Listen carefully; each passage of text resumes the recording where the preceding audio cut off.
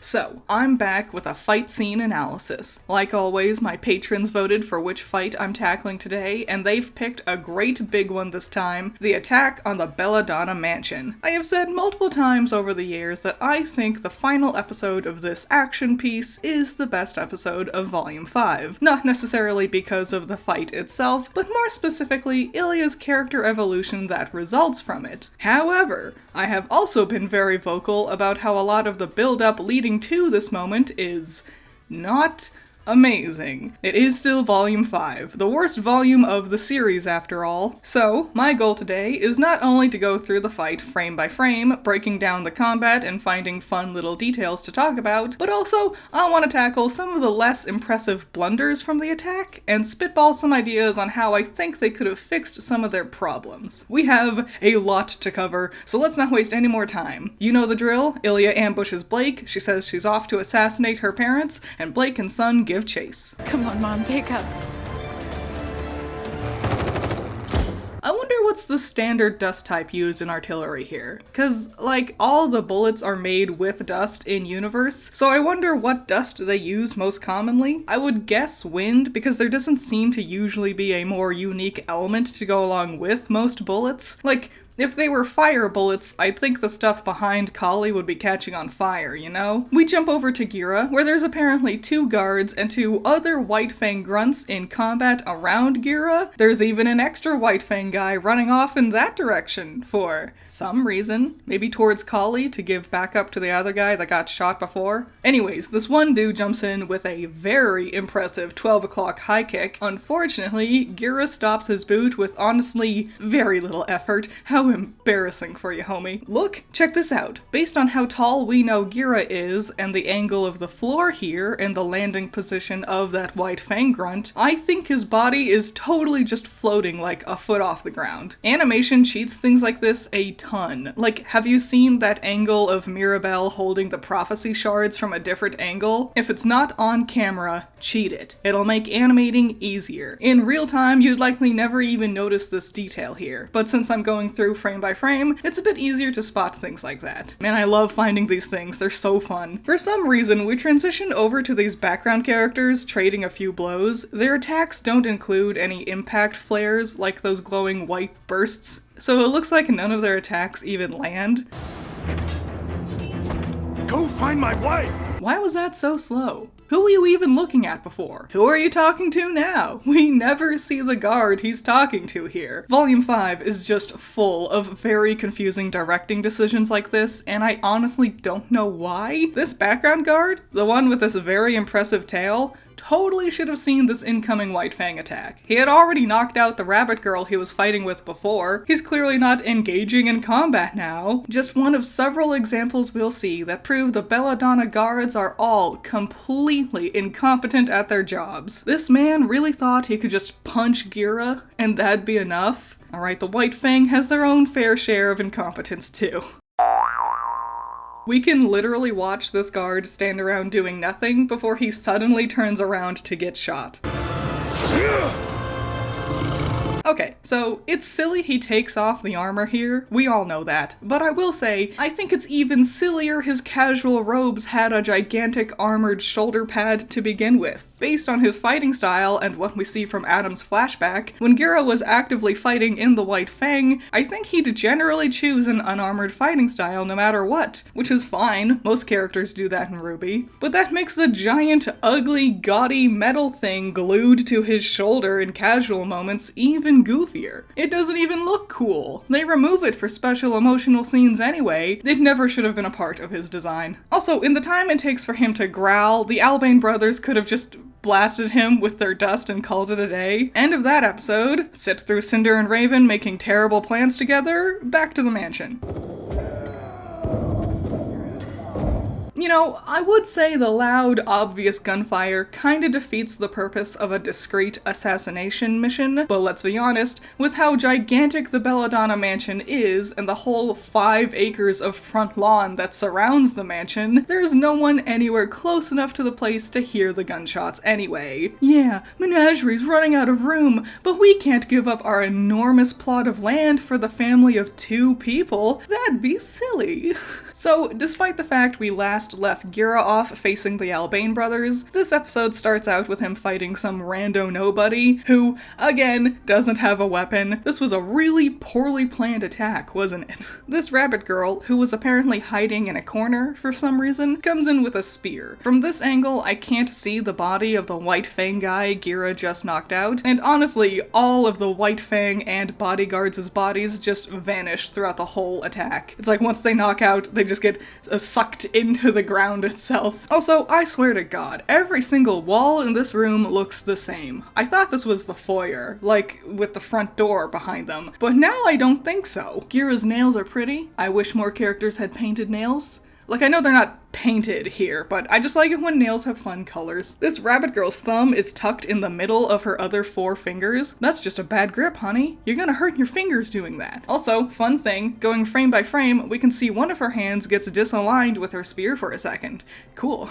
I griped about the directing before, but I actually really like this shot. The optics of Gira effortlessly lifting her up here really helps to hammer home how huge and imposing he is. In the last episode, Fennec had the fire dust dagger, but now Corsic has it. Maybe they swapped when they were off screen or something? If Gira was trying to intercept the fireball in midair, then oops, I think you missed. I do like how the spear catches Corsic's coat, so he tears it off. The brothers already don't look that similar thanks to the gigantic ears Fennec has, but getting rid of the red coat from one of them makes it just a little bit easier to recognize them at a glance too. One fireball made Gira's aura shimmer? Gira, come on. So big and so strong, but garbage defense. Are Gira's feet on the ground? Like, I think it looks right, and his shadow looks right, but I don't know. With how his knees are bent, something feels off. What do you think? Gira was to this guy's right side, so why did he turn around to the left side of the pillar? Gira would still be out of his view in this direction. Also, it's really hard to see because of the tint on the windows, but you can barely see Sun before he jumps in.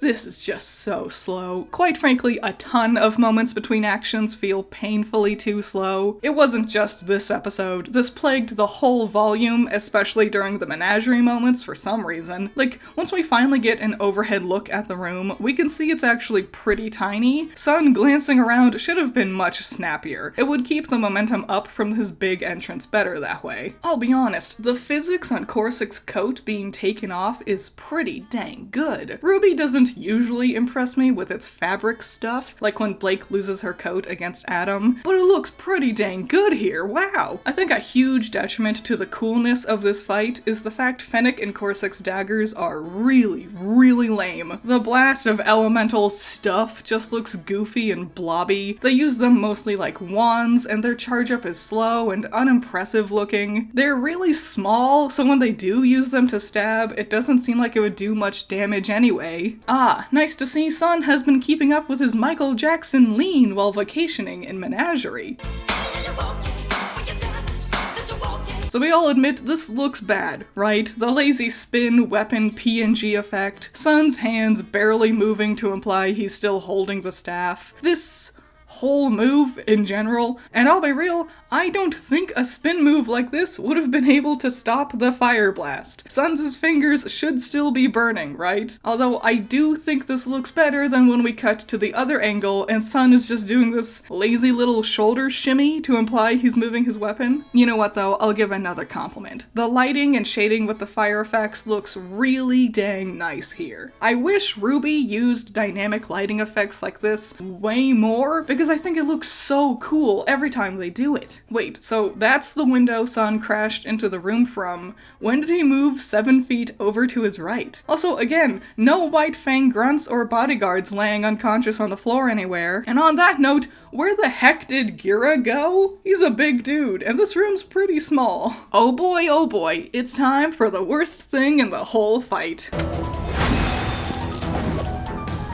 where do I even begin? She jumps up onto the ledge for the balcony for no real reason. Like, she twirl jumps off of it, but based on how tall she is, I think the balcony is only like shin height to her. I don't think landing on it first really gave her that much of an aerial boost, you know? Later in the fight, Blake burns down her father's plants. Don't worry, we'll get to it. But if they wanted to burn the house down, I think this rogue fireball could have been a good excuse to start the fire, honestly. Throughout her entire spin and landing and attack, her eyes are closed.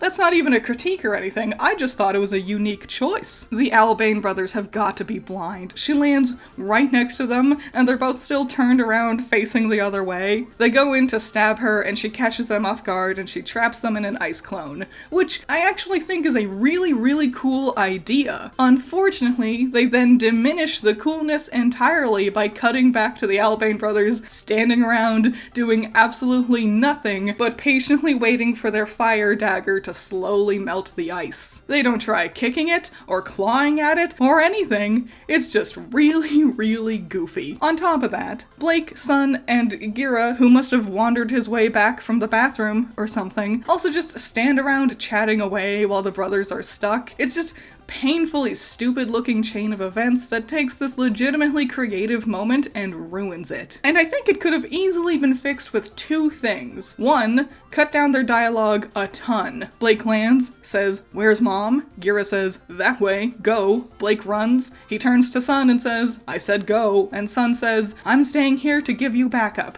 I saw that your aura's low." Or whatever. And then the Albane brothers break free. Something like that. Snappy. Like just a couple of lines of dialogue. Standing around chatting is so unnecessary. Second thing, have the Albane brothers seem much more frantic. Like, make it seem like they actually give a damn about any of this. Also, maybe after trapping them in the one clone, Blake could jump over, land, and then blast them with even more ice, further immobilizing their other limbs. So then it would be a better excuse as to why they're not moving around so much. I'll be honest, so many of Ruby's biggest problems could be easily fixed with just tiny adjustments. I won't let you down, sir. Shut up. You got it. I think this was a missed opportunity to have Gira say something nice to Sun, have a little mini character arc for them to wrap up here. Oh right, I forgot. The Ruby classic where the characters run up to continue fighting, but then we cut away to a character sitting still and blabbering about nothing important. Volume 5. Talking, back to Blake. Look at her, throwing open the double doors like Aragorn. The only acceptable way to open double doors. So, headcanon time. Ilya is clearly not doing her mission. She's not fighting Gira or Kali, despite the fact she said she was going to go assassinate them. I think Ilya is actually waiting for Blake because she's conflicted about killing the Belladonnas. I know it's not like that crazy or exciting of a theory or anything, but you know, I figured I'd share. End that episode on another cliffhanger, then fast forward through Ozpin being boring as all hell, and then we're back to the fight. Okay, this is another one of the goofiest moments from the show that I think could have been fixed with just a little bit of adjusting. Kali's armored bodyguards are hiding behind the pillars, while Kali, the woman they're supposed to be protecting, is out in the open. Also, her grabbing the tea tray to shield herself from that one bullet was a really goofy way of giving her a makeshift weapon to knock out Yuma afterwards. So here's how I'd fix all this. Have Kali actually hiding behind a pillar, but then have her be vocal about wanting to fight too. Have the guards be the ones insisting she stays back. Then the guard she's with runs out of bullets, throws their gun in frustration, and says, "Now what do we do?" Kali scoffs, looks at what's around her, and grabs the tea tray and says, "This is why a menagerie warrior never used to rely on dust for everything." Maybe like implying Faunus culturally didn't use dust for weapon use? I don't know, man. Faunus have so little culture, I think giving them anything at this point would be neat. Imply that Atlas was the originator of using dust in weapons, and then that just became the norm, or something. Anything. Yuma would come crashing in, Kali charges past her guard and knocks him out. See? Incredibly similar to the original, but it would give Kali some more personality, imply some cool Faunus history, and would fix some of the goofiness here. Does this guard have silver eyes? Wait a minute, I thought this guard was a different person, but it's not. See? She has the same hair, silver eyes, the cat ears, but with how it's shot, it looks like she was over here. That one, behind Kali to her left-hand side, but after Kali picks up the tea tray, she now seems to be on Kali's right-hand side. And then this bunny guy, who we see in the beginning over behind Kali's right, now seems to be way in front of her. My god, they really didn't care about any continuity in this volume at all, huh? By the way, aside from Yuma here, we never see any White Fang grunts. We never see who's firing at Kali and who Kali is firing at. Okay, Yuma totally has silver eyes, right? What a weirdly pathetic end for Yuma. Built him up all volume and then he gets taken out so easily. Wasted opportunity, I'd say. But finally, we're at the good part of the fight. Blake and Ilya. Blake's shadow clone here doesn't have a shadow underneath her, which I think would actually make sense, and if they used this more, it could be a cool way to tell when Blake is using a clone or not. I'm gonna be so honest, I'm a huge sucker for whip swords. They're one of the coolest things ever. What a uniquely wide stance Blake has adopted here. Blake lunges out of the way, and when we cut to the next angle, for one frame, the lighting in the room is like slightly brighter. I wonder why. Maybe it was a rendering thing. Blake jumps onto this podium, I think? What is this room? What are these furniture items? Ilya's hair is clipping through her mask for this one shot. Fascinating. I think this is the only time this ever happens, too. Blake dodges, and then we have a close-up of her landing on something. Then another close-up of her running, but it's still just her boots. I don't like these shots. Blake has already proven multiple times in this fight alone that she has excellent balance. A close-up on her shoes like this would primarily be used for a moment where you'd be uncertain about her footing. But because we don't know what's in this room and don't really know the spatial difference of where the girls are in relation to each other, it kind of just muddies up the flow of the action unnecessarily. And I think they just did this to make the characters move wildly across the room without it being too obvious that they're teleporting around space. Blake opts to block Ilya's next two strikes, then does a classic Ruby vertical jump. Look at how crunched up she can get. Blake could be a gymnast. Like Olympic level, I bet. She uses her ribbon like a whip, which surprisingly isn't a thing she actually does very often. Blake pulls the two of them together to just straight up monster kick Ilya in the lungs. I'm gonna meow the f*** out of you. Ilya lands rough, and Blake instantly enters her space to push their swords together. Usually, I'm not a fan of slap your swords together move. However, I do think this was an intentional move on Blake's part to get Ilya to stop her attack long enough for her to try and communicate with her. Because it works! That doesn't make it right! This whole thing is Blake trying to reason with Ilya. She spends a lot of this volume thinking about Ilya and clearly wants to believe there's still some good left in her old friend. If Ilya is going to change her ways, it's now or never. Ilya breaks the two apart by activating the energy dust in her weapon, which shocks Blake through her sword, and then she tosses it away in kind of the weirdest way possible. Why did you turn so far? Why did you stick your arms straight out like that? One time, I accidentally shocked myself on a goofed up cord while vacuuming, and I can guarantee this was definitely not how my body reacted to being slightly electrocuted. Nice shot filming the girls through this little opening in the banister. This is a frame within a frame. It's used to make things feel like it's closing in on your characters, which is a good fit for this part of their battle. See? Sometimes they do have cool ideas when it comes to their directing. Blake tries going for her weapon, and Ilya honestly makes the bonkers decision to jump onto this podium thing. I would have just tackled Blake right now that she's unarmed, but whatever, Ilya, you do you, I guess. Blake's arm definitely breaks so she can reach her scabbard. But hey, at least she remembered she had another weapon on her. Quite frankly, with how long her hair is, I totally forgot that thing was an option here. Ilya comes in with a crazy kick, and judging by Blake's face, I think it might have been a real doozy. Blake goes flying backwards, dropping her scabbard. Admittedly, with how dark the walls are in this place, it's a bit hard to notice the scabbard bouncing out of her grasp. I wish Blake had more purple details in her weapons and clothes. It would be a cool way to help her pop more. Ilya falls for another shadow clone. Man, panicked Blake is hilarious. Blake kinda shambles and skids over here, and like, we can still see Ilya's legs through the chair Blake is hiding behind. And then when we cut to this wide angle, I think Ilya still would have had a pretty clear shot at hitting Blake again. Also, I guess Ilya decided to get rid of the mask now, for some reason. Oh, it's probably because it's reflective, and she would be able to see it in the dark. I see. Ah yes, the other biggest goof moment from this whole fight. Ilya turning off the lights, even though Faunus can see in the dark. Many faunus are known to have nearly perfect sight in the dark. He sees us. He can't see in the dark.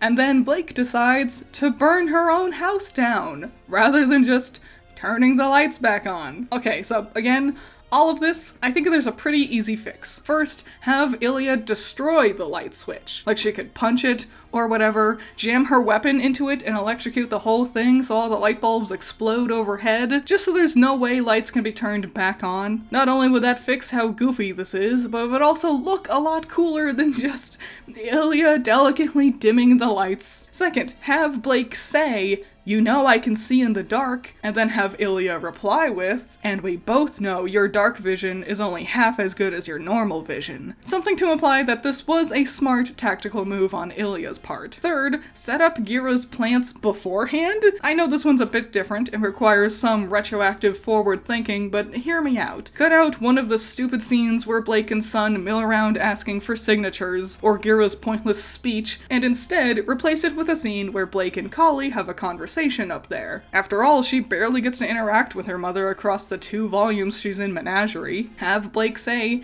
"Dad's plants sure have gotten out of hand, huh?" And Kali could say something like, "Well, after you left, he just threw himself into taking care of these things." Maybe even throw in a line where Kali's like, "Although, every time I light a candle around here, I worry this will all burn the house down." And then after that, Blake could open up about her worries with Ilya or their mission to help Haven or whatever. And then bam, we get here. The lights are out, Blake does the thing, setup and payoff, baby! I'm bummed Ilya really wasted her opportunity after disarming Blake. She got rid of both of Blake's weapons, but then just ran off and let Blake get her gun back easily. Most of their moves have made sense between these two, but this whole sequence of events just feels so flat. So here's an alternate idea. Have Blake be the one to dim the lights. And Blake can say, "My faunus trait lets me see in the dark, and I know yours doesn't." So then, now that it's dark, Blake takes the opportunity to escape Ilya's attack and gets her weapon back, and then have Ilya be the one to light the room on fire. So many better options than what they actually choose to go with. I think they should have made Ilya actually invisible here, because when we can clearly see her, it makes it feel a little bit silly, right? After Blake goes flying from another hit, I do like how Blake's bullets briefly illuminate the room, and it's cool that Ilya's electricity does that too. I like it. A unique element to this dark room setting. Why couldn't you just leave? Because I run away too much. Good moment for Blake development. Hooray! The forest is on fire!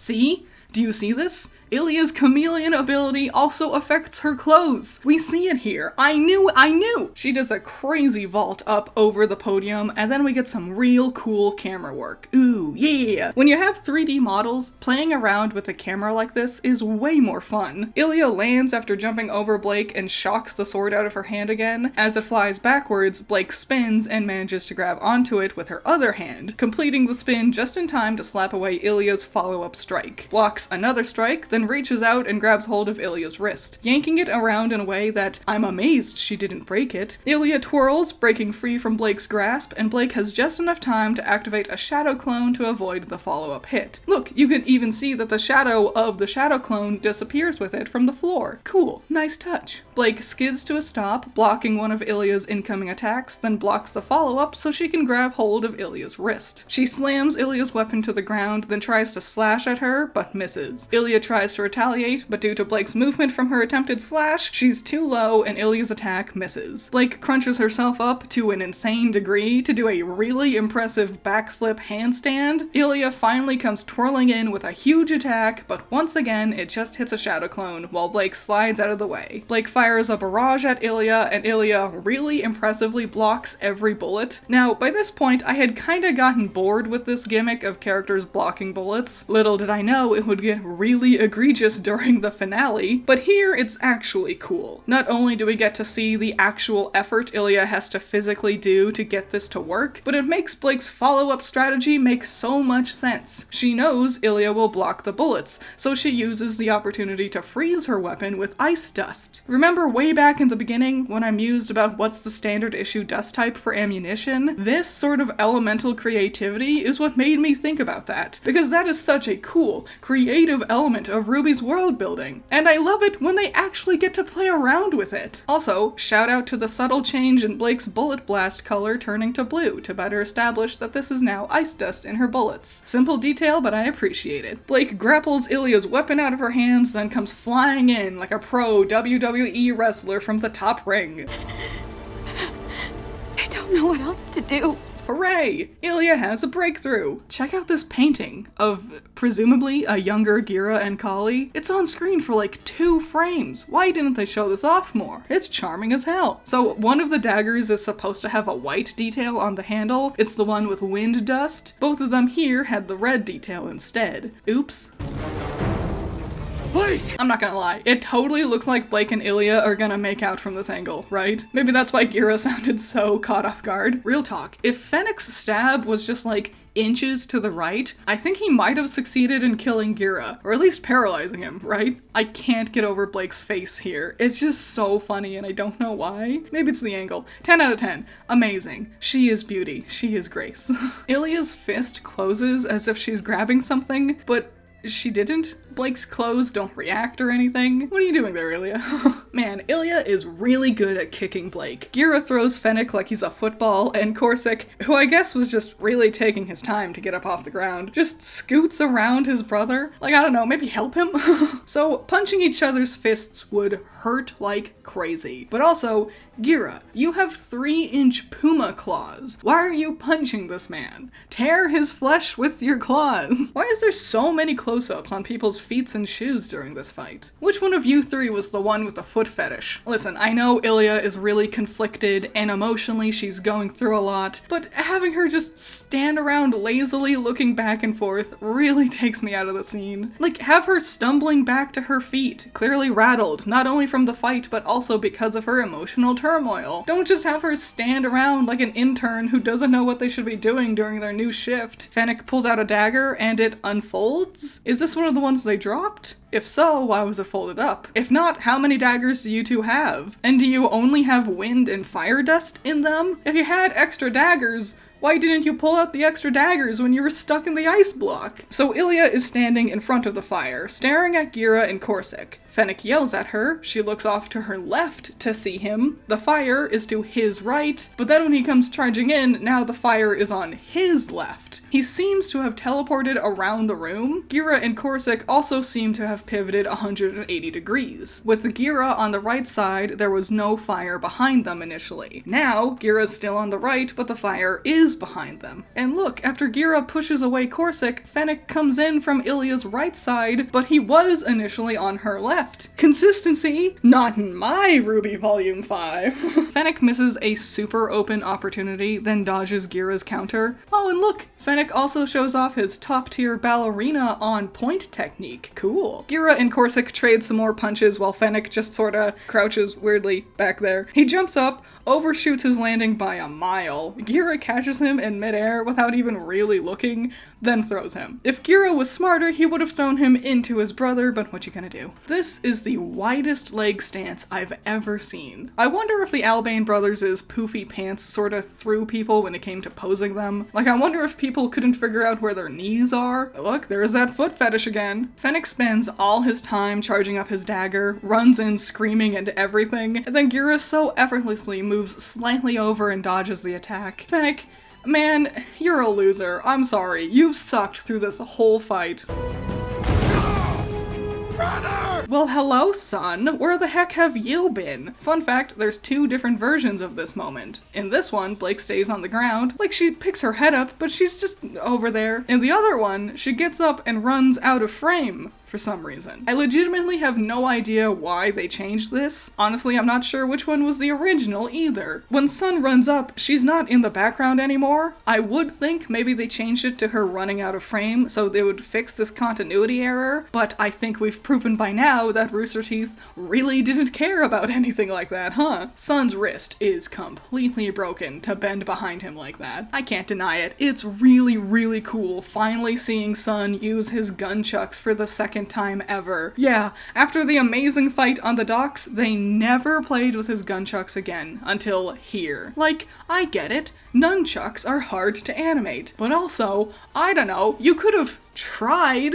Sun comes running in and actually slams his staff on the ground to boost him up so he can backflip to avoid Ilya's attempted low sweep. She tries a follow-up attack but misses and has barely enough time to flip back away to avoid Sun's twirling staff strike. I like how much bend is in his staff here. It really implies the flexibility of the weapon and also the strength of his swing. I like how they use Sun's body to hide them swapping out the staff model for the gunchuck model. Work smarter, not harder. Check this out. His gunchucks are improperly layered over Ilya's model. You would never notice in real time. I love this stuff. Ilya then counters by doing my favorite thing, turning around just in time to smack his gun so his bullet aim is off. I love this technique. It's so cool. I also love how huge the flare is from his bullets here. With the raging fire behind them, a smaller, more simplistic bullet flare could have easily gotten lost amidst the background. Making it this huge helps make it more readable to the viewer. Yeah, Ilya, you're not the only one with good kicks. Haha! It's also cool how the camera tips down and angles along with Ilya as she falls. It helps to imply the impact of the hit, and also helps to get Sun's whole body in view so we can clearly see his impressive twirling follow-up attack. Blink and you'll miss it, the gunchucks are together again as a staff, just in time for Ilya's weapon to be unfrozen. Oh no, out of dust. Bummeroni, kid. Hey, wait a minute. When did Ilya get her weapon back? Last we saw, Blake had yoinked it from her grasp. When did she pick it up? Well, I guess she had plenty of time when she sorta just milled around for a while, huh? Let's be honest, the fight is basically over by this point. The gunchuck reveal really is the last cool part of the scene, so let's try to wrap this up. So, do you think the giant pillar was weakened from the fire? Or do you think Sun is hyper strong? Maybe the Belladonnas just have wood rot, or termites or something. Please. What the heck have you been doing this whole time? Finally wake up from your cat nap? Get it? Catnap? Do you get it? I wish Blake had been the one to save Ilya. Like, yeah, Gira is cool, and this is cool, and I really like how Sun uses his clones to help hold it up, but I don't know, Blake has been trying this whole time to connect with Ilya, so giving this finale to Gira sort of undermines Blake's personal arc here. Yeah, Blake, just keep sitting around over there. Like, she didn't even have her aura break or shimmer or anything. She's just sitting around. Help your father, jeez. Fennec has 3 blades, so I guess he did pull a new one out from somewhere earlier, but we saw him pick up the wind one just now, but then all 3 of them are glowing red for fire. Okay, literally, I'm in the middle of editing this scene. I'm unscripted right now. I'm in the middle of editing this moment, and I was going through frame by frame to try to find like the good frame to show you all 3 of the swords together, and I noticed it is white. It is the wind dust handle, but then between frames, it just suddenly changes to red. It's not like a transition, it just changes, which makes me wonder, maybe there's multiple different dust cartridges in their blades, which would explain like why their blades seemed to swap between the 2 episodes. But literally nothing about their blades have hinted to the idea that they had more than one element in them. And again, is it still only fire dust and wind dust? You have multiple blades, clearly, and if you can put 2 different dust cartridges, why not have a bigger variety of dust cartridges? Anyway, but something I saw. Back to my script itself. This whole death sequence is done so weirdly. Blake standing around was weird. Fennec moves so slowly, and it's weird. Fennec runs past both Blake and Sun for some reason, and that's weird. The fact the balcony friggin' explodes was very confusing. Seriously, the writers had to help explain it in the commentary of the DVD later. The balcony explodes because, like, the fire dust had charged up too much, and then fused with the wind dust, or whatever, and that made it explode, I guess? Why was Gira still holding up the balcony long after Ilya had run out from underneath it? Why was Fennec's big plan to dive at Gira? Why run up to him at all? Your weapons are long range, just blast him with a fireball. Fennec, you suck. I feel like the balcony collapsing on him would have been a fine enough way to imply his death. Mom! Why did she drag his body in here? Why not tie him up first? Why didn't your guards retain him? Hell, where are your guards?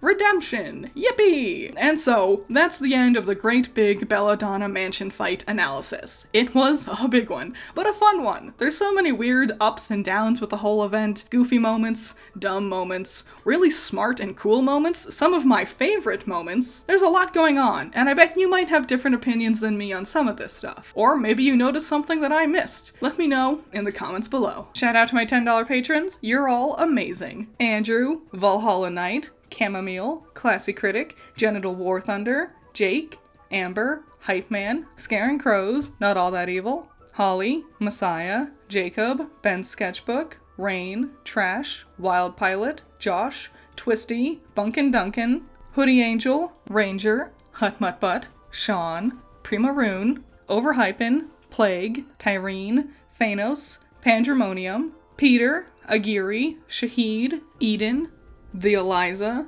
Doki Pokey, Moon of Blues, and Spencer. So what'd you think? Do you like this one? What do you think of the whole fight? Like, Volume 5 is so divisive, but I think this fight has some of the coolest parts of the volume, but that's a pretty low bar. It also has some of the goofiest parts. How would you fix certain things? Like turning off the lights, like burning down her house, like the ice clone holding the brothers, like Yuma being knocked out with a tea tray. What's your plan? How would you go about fixing some of this stuff? What's your favorite move from the whole fight scene? Any and all thoughts and opinions, I would love to see them in the comments below, and I'll see you in the next one. Bye-bye.